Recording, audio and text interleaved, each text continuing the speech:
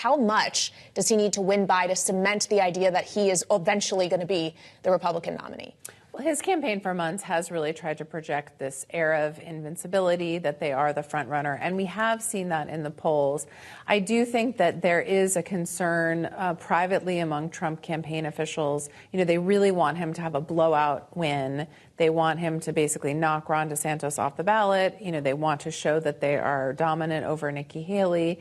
And, you know, they would like to see him win by as wide a margin as possible. There are two factors complicating that. One, as we already talked about, the weather in Iowa. A week from tonight is supposed to be super cold. The caucuses start at 7 o'clock at night, 2 hours after it gets dark. You're asking people to leave their cozy houses after dinner and go to these precincts in snowy Iowa. And then the second thing is Trump has a very large number of first-time caucus goers who are supporters. And so I think that there is a concern among Trump supporters that, you know, some of these people will see the polls and say, hey, my guy is so far ahead, I don't need to leave my house and support him. Yeah. But they really want him to win by a wide margin. Potentially dangerous. All the while, Joe Biden is, of course, doing the Rose Garden strategy, even if it is a bit cold to be in the Rose Garden. Today, he actually got on the road here and spoke at Emmanuel African Methodist Episcopal Church in Charleston, South Carolina. Here he is. I want to make it clear. You all made this possible. Because of your voice was heard in shaping your destiny. That's democracy. I'm proud to have led the effort to make sure your voice, the South Carolina voice, will always be heard, because now you're first in the primary. Of course, Josh, he remembers South Carolina quite fondly from the last campaign. There are questions about the role South Carolina could play as well on the Republican side, with Nikki Haley coming back to her home state. She's trailing Donald Trump by a lot.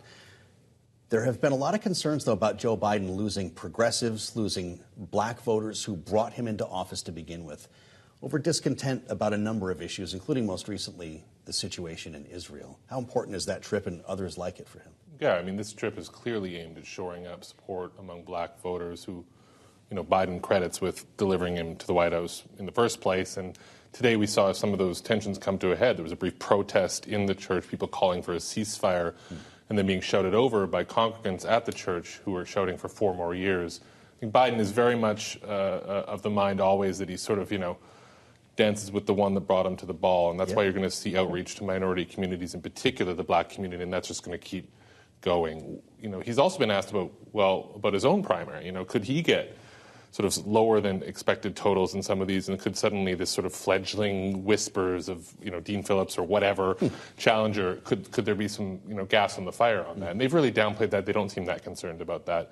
What they are concerned about generally is black support, black turnout, not necessarily in South Carolina in the general election, but in other states, swing states with big black populations, making sure that, you know, they're not losing touch with those communities. I think we're going to see him on the road a lot. We're going to see Kamala Harris on the road a lot, trying to make sure that they shore up those constituencies to combat pretty soft enthusiasm numbers among some cohorts that made up the Biden election. You know, the one person that has, like, decided who he thinks is winning Iowa, Joe Biden has decided Donald Trump has won Iowa already. He's running against him essentially already. He's jumping the gun a little bit on that. And so we'll see where that goes. But right now they're just really focused on that Trump contrast and trying to put together that sort of, you know, Humpty Dumpty coalition that Biden scraped by with in 2020 and is desperate to put together again.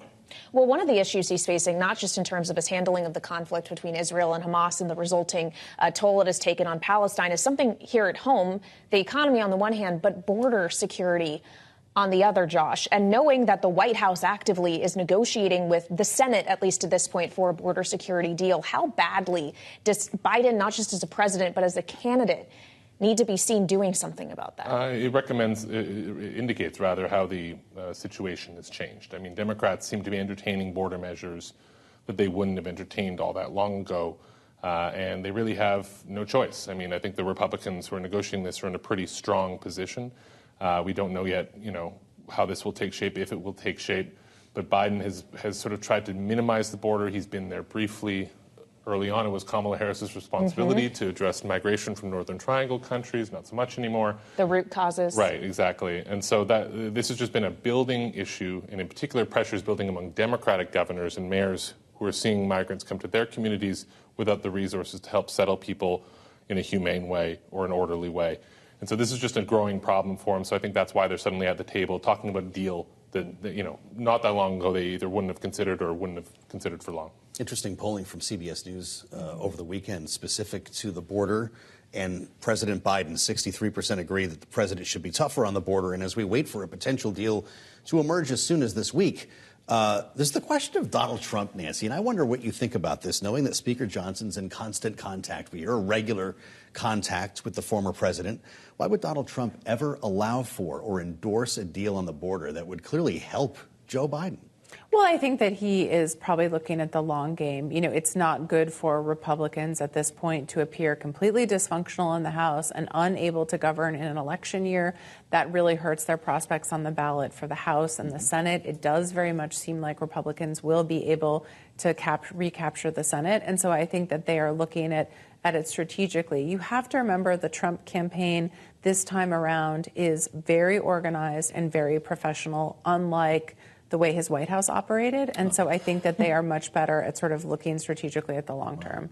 Well, you talk about organization within a White House. So, Josh, there's a lot of questions today, really over the last several days, about, I guess, organized communication between the White House and the Pentagon after news came out that the Secretary of Defense, Lloyd Austin, essentially was hospitalized on New Year's Day, and it was days before the White House knew about it. How could that possibly have happened? Does that indicate that, frankly, the Secretary of Defense and the president, for all of the different conflicts going on in the world, don't actually talk to each other that much? I mean, this is the question everyone's asking, is how could this happen? And, it was the administration was pretty quick to sort of throw the DOD under the bus a little bit here, saying we didn't know. It was days Jake Sullivan didn't know, the National Security Advisor, until, I believe, Thursday, if memory serves. But so they've sort of kind of conceded that this was a mistake immediately. Now, the next question is, of course, we've got calls about whether he should resign, Secretary Austin should resign, but the White House is on the flip side nipping those in the bud so far as saying not only do they not expect it, but there's a report in Politico that he would deny it or decline the offer if Austin were to make it. So I think Lloyd Austin's going to be around for a while. No president wants to can a defense secretary in an election year. That's not going to be, particularly with everything that's going on.